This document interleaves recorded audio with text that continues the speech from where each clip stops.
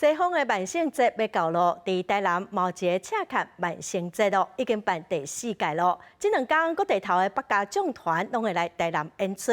今年负责元和宫嘛特别请出已经40档唔捌全员出动的宝生大帝驾前的36身星将，要做伙来斗热闹，带观众朋友做伙来看热闹。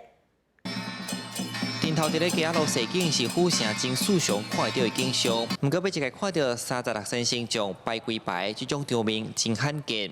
今年有大庆街元和宫担任赤坎万圣节的德胜官，那邀请各地头的家丁来斗闹节，已经让40档唔捌同齐出现的宝生大帝驾前的36身星将，嘛做伙出来游街。比方表示，顶一届36身星将同齐出现是40多档前宝生大帝一称回圣诞。咧行进的过程，咱有100几个人来负责这段，这确实对人力物力来讲，拢是真大的挑战。这回我嘛是有拼看卖啊，希望看会到这个情况啦。而且就会当一届看到你想要看的，而且嘛是了解到这个传统文化的艺术。大庆街元和宫是百家将的发源地，为欢迎百家将做元素，除了有6旁无共派门的家将团来表演特色的卡步手路，甚至个开放民众体验画面谱。根据了解，家将的面谱是以单件的织布来画。